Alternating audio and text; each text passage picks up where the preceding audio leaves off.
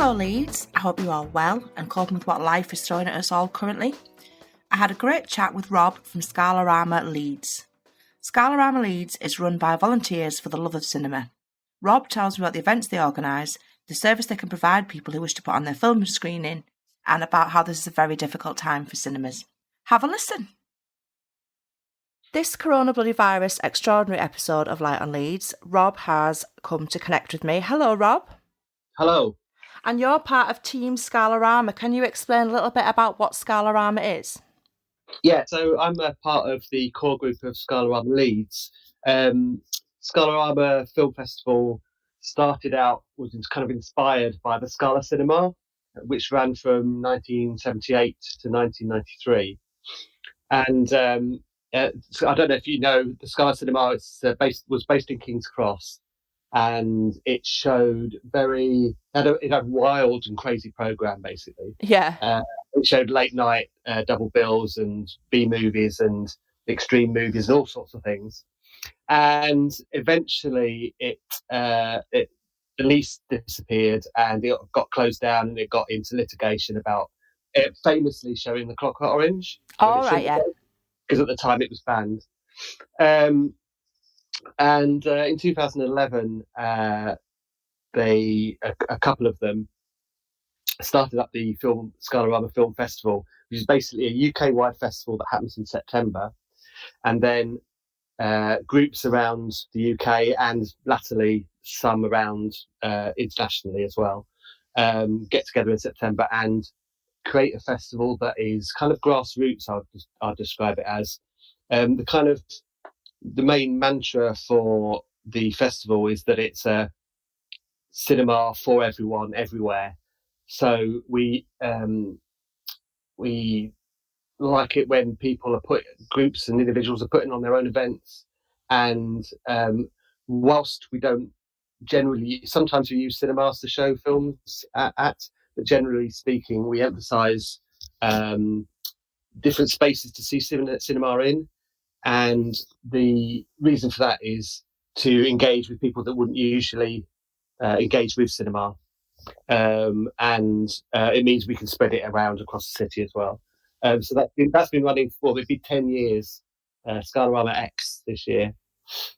And have you been involved in that from the beginning? No, I came on board, I guess, around about 3 or 4 years ago, something like that.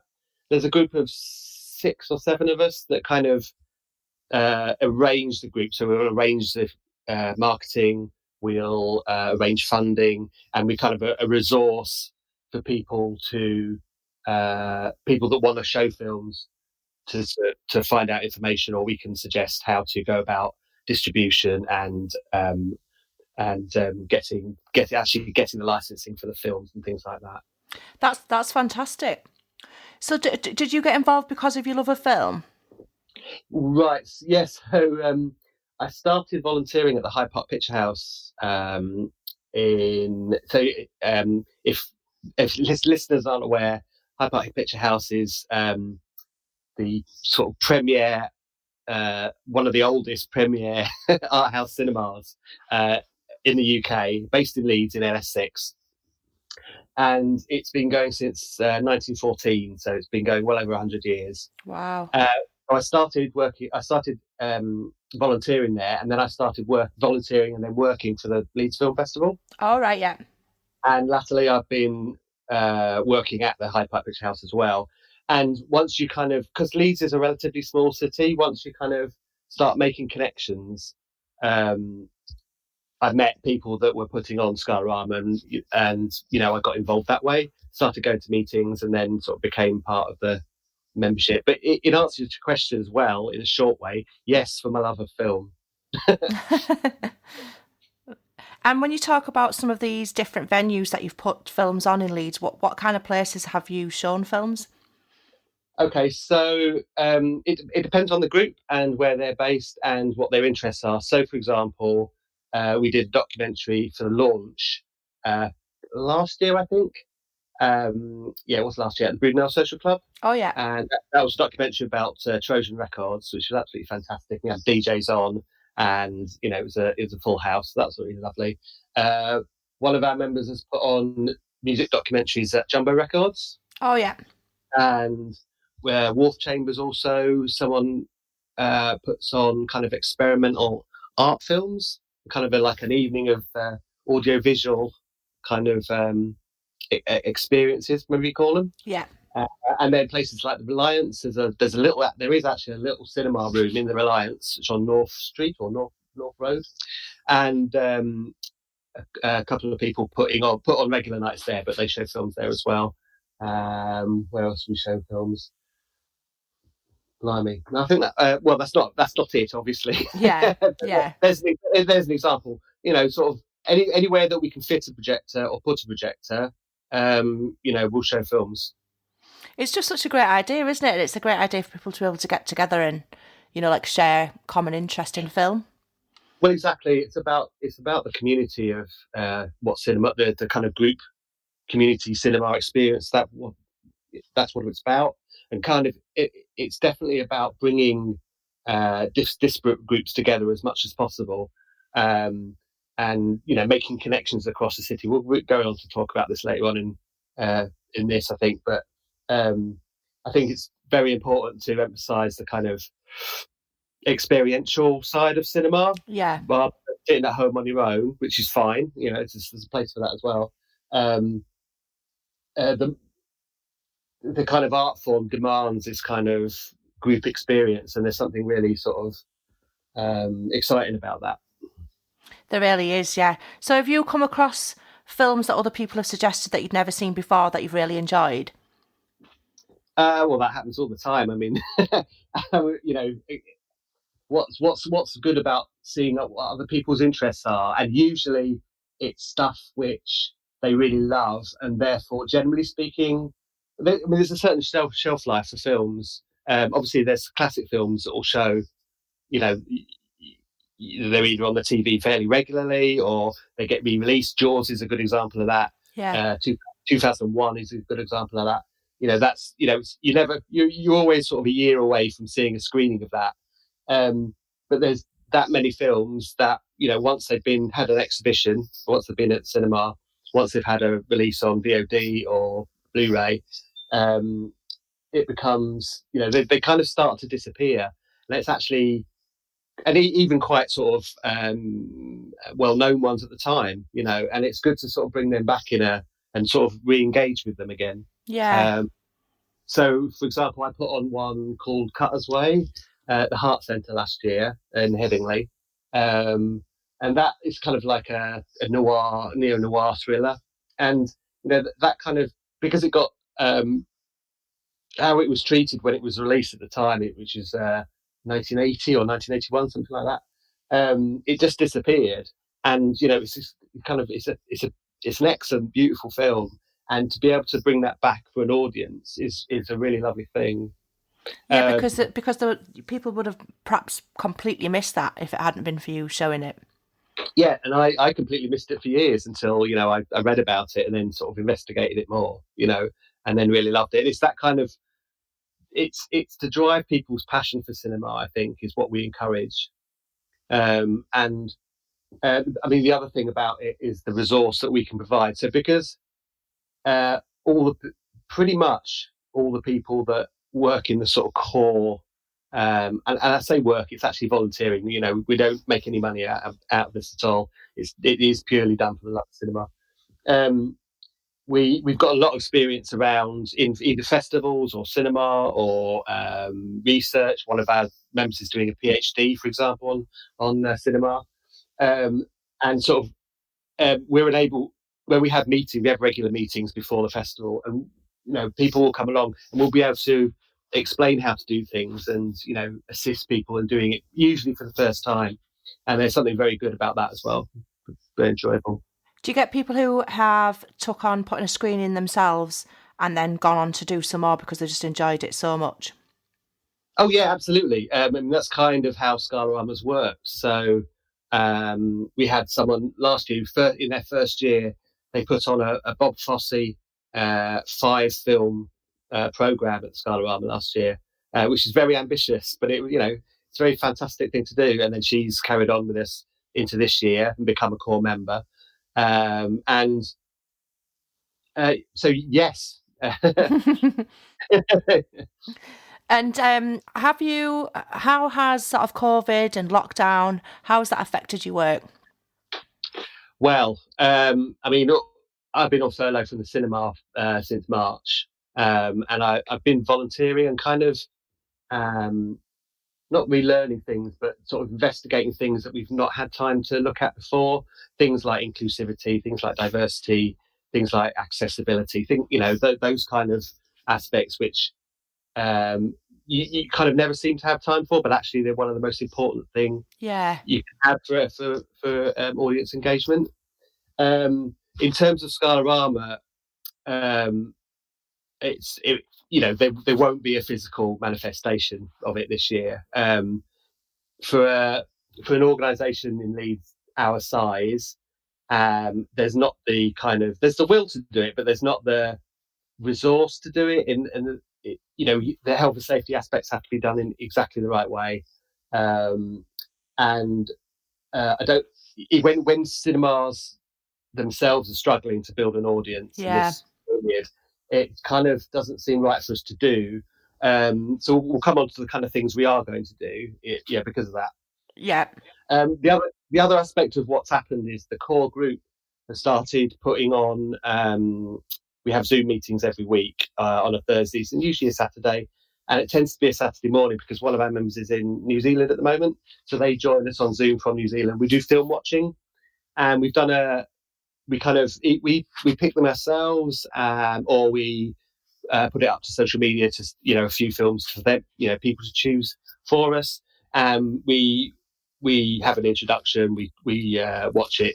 We break in the middle for a chat. We watch the rest, and then we discuss at the end. And it's kind of brought us closer together as a team. And it's odd that something that seems so distant, yeah. that you're looking at little screens, and it's actually brought us closer together, which is kind of an odd, it's kind of counterintuitive, but that's exactly what's happened.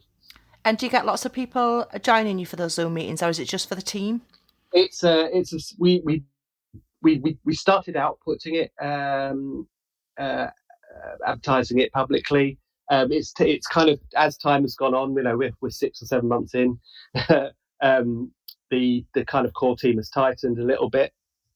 But what we're going to do, the experience of doing this, we're going to use in September this year to try and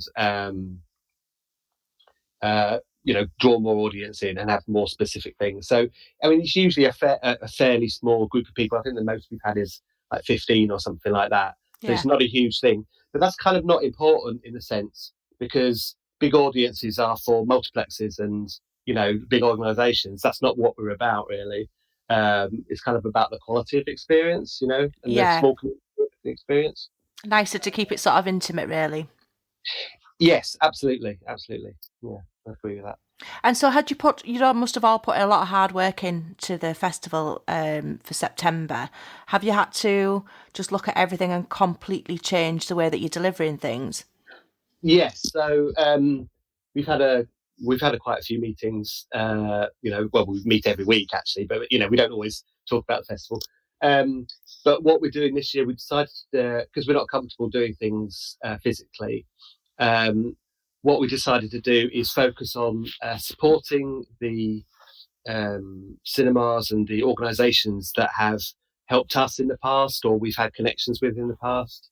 So we're going to do uh, watch-alongs, kind of joined together with fundraising. Yeah, And we're going to have specific events, probably one a week in September. Have specific events, film events based on those particular places. So Hyde Park Picture House is one of them. Wharf Chambers, which is a community members club in central Leeds, and they're fantastic, and they're struggling with what's happening at the moment. It's good for us to support them as well. They've supported us in the past.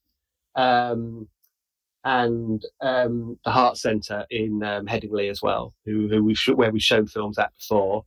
So we're going to do a quiz night for them, I think. excellent. So it's a really nice thing, isn't it, that it's all sort of come full circle?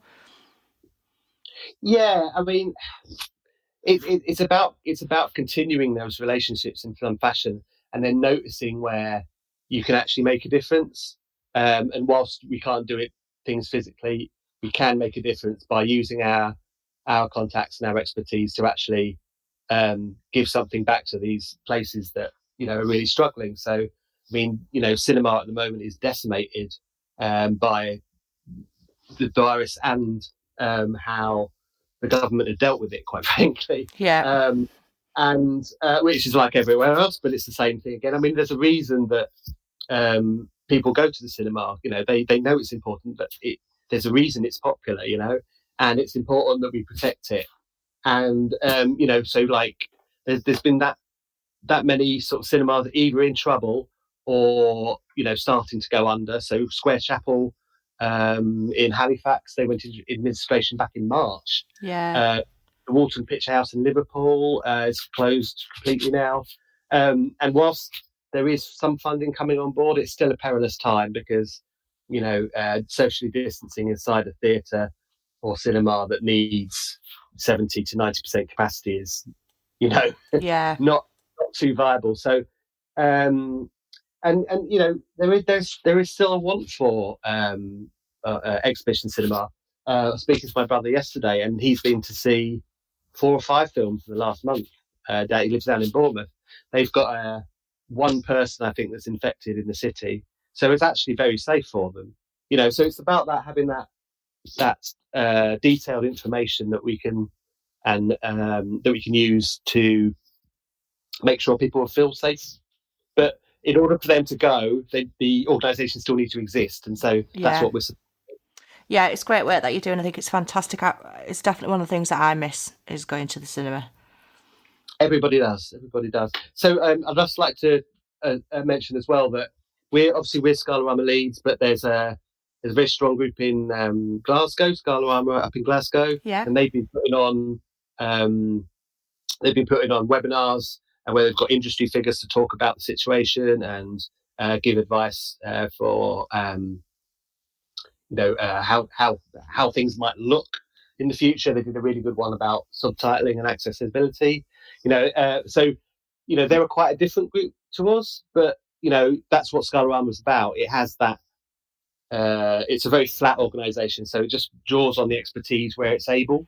Is it quite interesting to see the different little arms of Scalarama and look at the kind of things they're doing and the kind of things they play compared to you?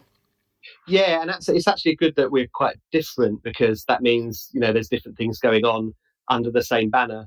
It's a when I say organisation, it's a kind of loose knit group of people. Yeah. It's not it's not this sort of big concern that it's got power within the industry, but yet we can be a centre for excellence and a kind of an ideal for how good cinema can be run. Yeah. You know what I mean? Mm. And so for you personally, during the lockdown time, did you come across anything that was, because even though I know it was we're still really on with it, aren't we? But we are indeed, yeah. Have you come across any sort of skills or things that you found due to being locked down that you hadn't been aware of before? I guess my capacity to learn. I must have always had it, I guess, but quite quickly I was kind of like, well, I need to, if I'm going to be on furlough, I need to be active. I need to have some kind of structure to my days and weeks, but also to prepare myself for when we can be open. Yeah. So I've made a point to watch a film every day at least, and I admit, within all this, I'm quite privileged in that sense. I've got the opportunity to do that, but that's not to say that, my job might not be there, in a couple of months' time. We don't know what's going to happen. But anyway, and then I kind of investigated, and we did through the cinema. The Hyde Park Picture House. We had a look at different training providers that were online. So I did. I went through quite a few webinars. I did an audience engagement webinar with the Independent Cinema Office, and sort of finding all these little aspects that I, like I said before, that I wasn't able to necessarily. When you're running a cinema, that's kind of like it kind of takes over. Yeah. The actual physically running of things. But the kind of capacity to learn those things, but also, as I mentioned previously, the kind of joy that we got from a small group of people enjoying cinema together and finding out about people, and that's kind of what art is about. Yeah. Is looking at things, engaging with art, and in this case, cinema, and finding the connections or not connections sometimes. Because some people love something and some people hate something, and that's great as well. Yeah. And we've also found a real love of eating pizza. We found. So, like, for example, one of the films we watched was Mystic Pizza. Oh yeah.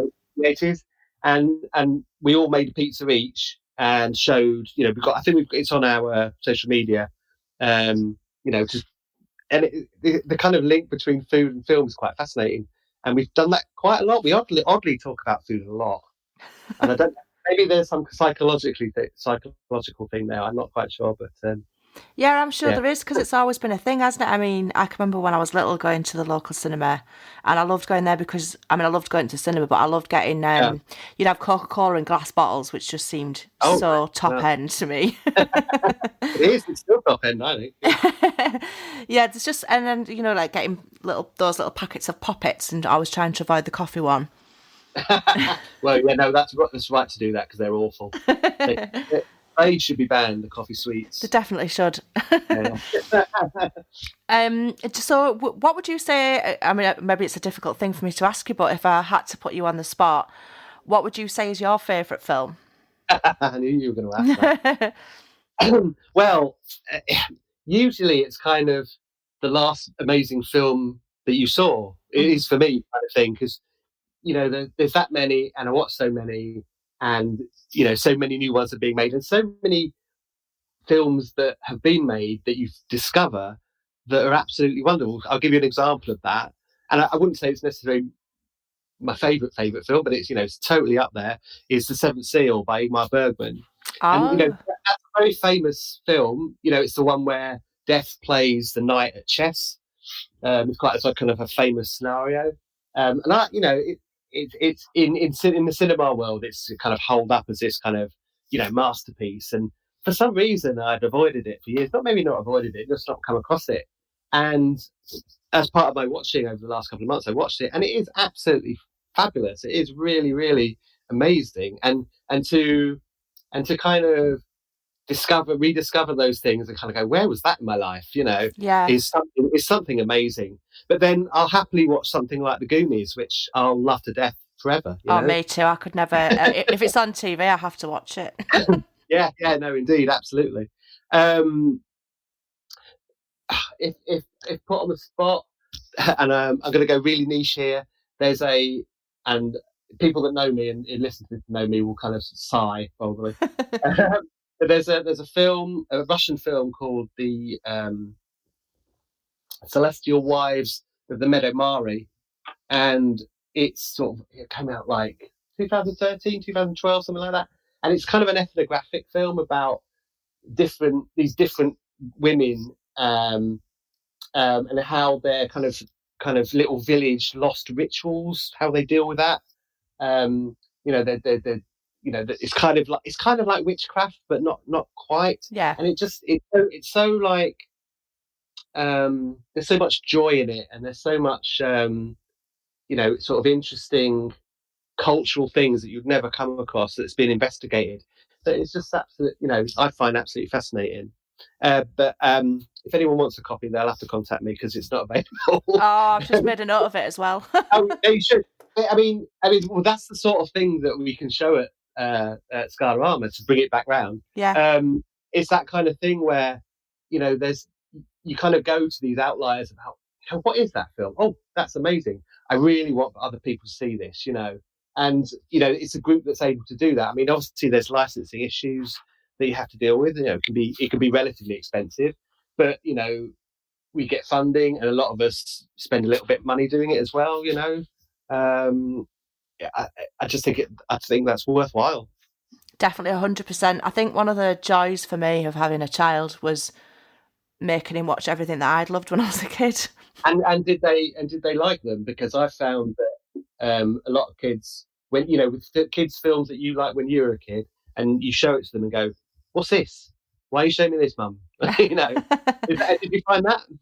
No, not really. He liked most of the things that I liked, and then only Oh, he's that's good. he's 21 now, so I think it was only maybe a couple of years ago. We both absolutely love Christmas and love Christmas films anyway.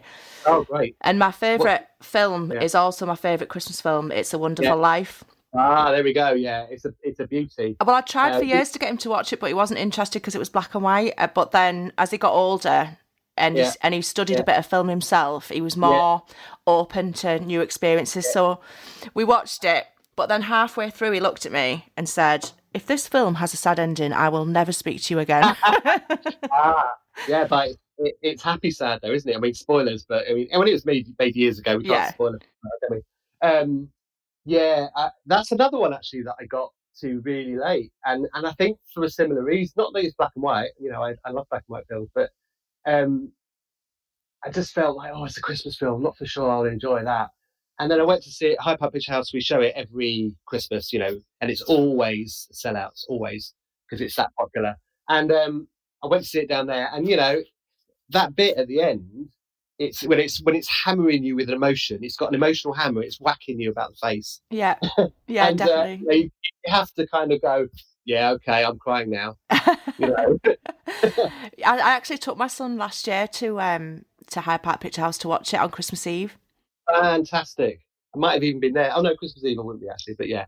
It was just such a lovely experience because it's such a beautiful old cinema anyway, and just Mm, because it's Christmas Eve and because, like you say, it's the communal feeling of going to the cinema. And obviously, everybody who goes to that event already absolutely adores that film, as maybe taking other people to go with them. But yeah, it was just yeah, such a fantastic experience. I think if things had been normal, I think it would yeah. just have become like a tradition for me to go and do that. Well, I mean, that's exactly why we get so busy at that time of year because that's what happens. People go to see it; they actually have a wonderful experience, and this is, it's kind of been a theme for our conversation in a way. This idea of communal experience. We have mulled wine, and there's the smell of it, and there's the atmosphere, and there's the coldness outside, and the warmth inside. And it's kind of yeah, it's a perfect film for a perfect moment. In the perfect place. In the perfect place. Yeah, absolutely. There's a lot of history in them walls. 100%. Yeah. Rob, have you always lived in Leeds? I've not. You might be able to tell from my weird accent, I but did suspect. yeah, I'm originally from Essex, and I moved up to Leeds in 2000 to start a band. Oddly, well, not oddly actually. I can't think of a better reason to move to another city. Yeah, it's a good I, one. I, I was li- I was I was living in London, and London's great, but I needed something different. And then yes, I've lived up here for 20 years, I guess. Yeah, this year. So long enough to be adopted. Well, some people would say that, some people wouldn't. Some people I know, they're like, you know, you might be kind of half adopted, maybe, but it's like, you're not a native, so Oh. just be careful. And so you've lived in the city long enough to answer the questions that I ask every guest. Oh yeah, sure. The first one being, what would you say is great about the city of Leeds? I think I think for a city of its size, it's quite a small centre. I'm going to say two things actually, really quickly. Yeah. Um, because the size of the city is the centre of the city is quite small, and there's outlying towns around it. But for that, there's a wealth of creative groups and community organisations and individuals that are making art or doing stuff in the community or volunteering or stuff like that. And it's really exciting. And I kind of, because of the size of the city, you get to feel that you can actually engage with these things. The second thing I like about it is that it's really close to the countryside. So you've got the city, you've got the urban life, but half an hour out of the city, you're in the Dales. And that's absolutely lovely. It really is, yeah, definitely 100%. Mm. And if you had to choose something, Rob, what would you say is something that is not so great about the city of Leeds? right, two things again, and they're based on what I like about it as well, because there's always an offside to these things. So whilst I think that there are these groups around, what's difficult and a problem that kind of most cities struggle to resolve is Leeds is quite geographically segregated. You know, there's LS6 and there's Hare Hills and there's Chapel Alton and stuff like that, and it actually makes it hard for communities to cross over and join together. Yeah. So it makes the Leeds identity quite not very cohesive. You know what I mean? I do know what you mean. Yeah.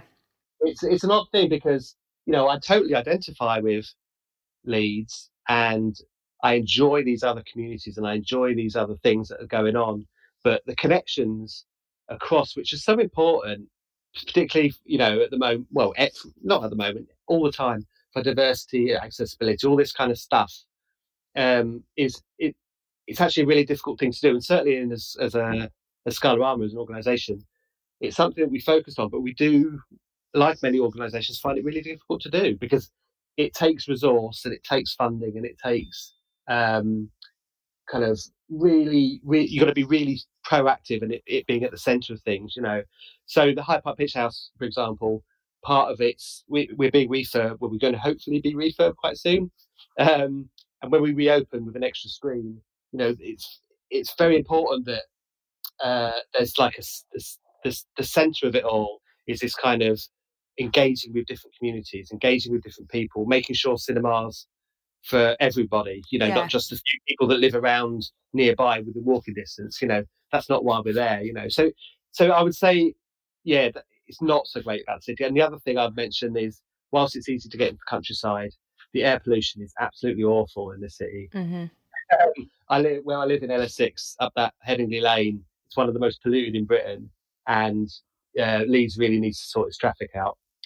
One of the best benefits, however, is during this last few months, is it's noticeably clear out there. When you walk into town, you can tell the air's less polluted because there's less cars. Yeah, definitely. It's really nice, and kind of don't want that to go backwards. Yeah, I know exactly what you mean. I really noticed it. I live in Beeston, and we have a big problem. Yeah. And I really noticed it in the first couple of weeks, and you wouldn't think. I know it sounds crazy, but you sort of wouldn't think you could physically notice, but you can. You totally can. Yeah, you absolutely can. And I've got a couple of friends living in Beeston actually. It's actually really nice to walk about, and it's kind of like an example of possibly how we can live. I'm a bit concerned that we go back to the normality, and I don't want to talk about new normals or anything like that because that's just a bit weird phrase. Yeah. But it's a really, I think we should see it as an opportunity to do things differently, and that not only sort of environmentally, but also how we engage with people as a community. Yeah, I definitely think so. I think there's lots of great things that could be taken from it, but my concern is the same as yours, that just suddenly switching back to inverted commas normal. I mean, I don't think we're going to be able to do that for quite some time, but also I don't think it's something we necessarily want to do. No, exactly. Yeah, I mean, there's things that need to happen, like schools and things like that. Going back, and work can be this very different place.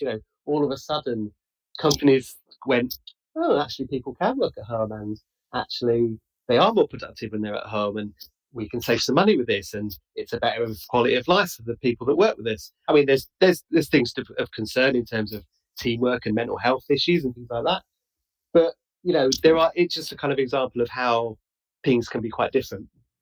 Yeah. And for the better. Yeah, let's keep our fingers crossed that that happens. And if somebody was a long-term resident of Leeds, would you be able to tell them about something that you would consider to be a hidden gem that they may never have heard of? Tempted as I am to say the Hyde Park Picture House, because that's what I love. People will know about that, and I hope they do. But I would say, I mentioned them earlier on, Wolf Chambers, actually. It's in Wolf Street in Leeds. Yeah. So down the near the markets. And they are a not-for-profit organisation who they're like a bar, pub, exhibition and gig space. And they I mean, not at the moment. I mean, they're kind of semi-open like a lot of places. But they're a members club, and there are cooperative. So everything's done politically in a really satisfying way, and they focus on equality and inclusivity and safe spaces, and there's something to be celebrated about those things. And because of this situation, they're struggling a little bit. Well, they're struggling a lot actually, and they need to get funding and things like that. And that's why it's one of the venues that we want to support with the festival this year, because I think those kind of places are really important to the city. They're cheap. People can and we've used them for meeting spaces. I've played there as a musician. We've held cinema, an art show exhibitions there. They do all these things, and someone can, let's say, they've got hankering to. I just I've got a few mates together, and I've formed a band. I want to go and play. It's affordable to do that there, and I think when we're talking about the vibrancy of Leeds, that's exactly the sort of place that we need. Yeah, I'll definitely put a link to Wharf Chambers in the podcast notes that people can check That it would be out cool. and help out because actually they've been mentioned by a fefew guests. I've never actually got there myself, but yeah, they have. Yeah, but a lot of people really appreciate them and appreciate what it is that they do there. Yeah, I mean, this question is probably the most difficult question. There's so many places that are really, there's really amazing organisations. For example, one of my friends, Mosa, she works for Tutti Frutti, which is a theatre company. They put on live theatre generally for children, but in different communities. And I went over and volunteered at one of their live things last week over in Hare Hills, and it was one of these. Whilst they can't do things indoors, they had where their building is. They've got a big car park, playground space because it was an old school, and there was bunches of kids. It was all health, safety focused and all this kind of stuff. Yeah. But they were able to come and see live theatre, and it's people that are able to and willing to put on those kind of things in the city is something to be treasured. Definitely, 100%. I'll have to see if I can get to talk to Mosa. She sounds very interesting. She's great. Yeah. So I always ask guests if they have a song that they'd like to supply themselves that they perhaps have a personal connection with or they think is relevant to what they talk about on the podcast. And yours is incredibly relevant because I believe it's your band. Yeah. So, I kind of feel a little bit weird going, well, yeah, this band is the one I'm in. But at the same time, it's absolutely perfect. So it's a song about the Hyde Park Picture House, and we wrote it and recorded it in 2014 for the centenary celebrations of the Picture House. So it was built in 1914, and 100 years later, it's still there. So it's worth celebrating. We thought it'd be a nice idea to write a song about it, and I've put it back up onto Bandcamp at the moment, and people can buy it. And all the proceeds go to the Picture House, so well worth supporting. Yeah, that's a brilliant idea, and I'll obviously put the links to that as well so that people can get involved. So, Rob, thank you so much for coming to talk to me on such a beautiful day and have to spend time inside when you could have been outside. Oh, it's my pleasure. I prefer the rain. So, and let's face it, for my job, I sit in a dark room and watch films for a living. So, it's I'm quite used to it. What will you be doing with the rest of your afternoon? Well, you won't be surprised to learn I'll be watching film. But I've got a meeting, a webinar meeting this afternoon, so I'll do that. Well, thank you so very much for coming along, and I hope that you enjoy your film this afternoon. Thank you so much. Yeah. Thank you very much. Goodbye. Goodbye. Thank you. Rob was a fabulous guest, and Scalarama Leeds are doing brilliant things in the city. Rob chose a song to feature that's by his band Roman Empire, and it's called Hyding in the Dark. It was written to commemorate the centenary of the Hyde Park Picture House in 2014. You can buy this song from Bandcamp, and all proceeds go to the Hyde Park Picture House, which is certainly a worthy cause. A link to do so is in the podcast notes. Enjoy!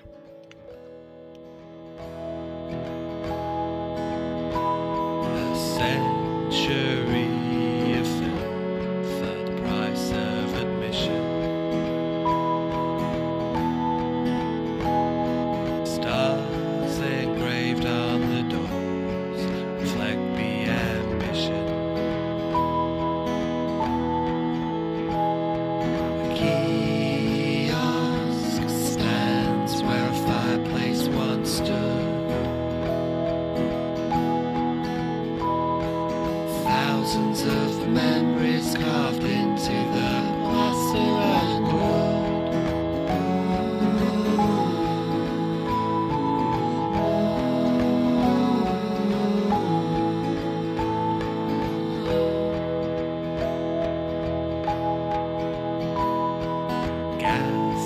lights line the walls, flickering softly. The lantern room shines above, projecting the stories.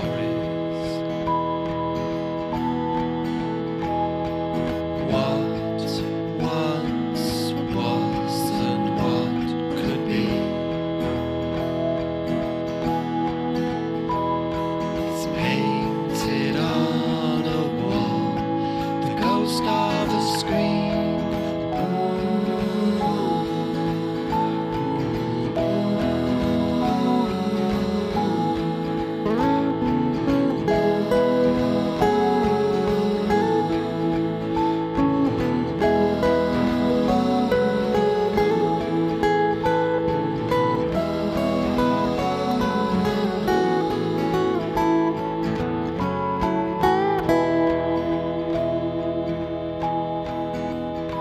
In an atmosphere of love for cinema's history, the original features a part of the magic and mystery. For the ones we've lost and the ones that remain, the credits have rolled, but the curtains are parting again.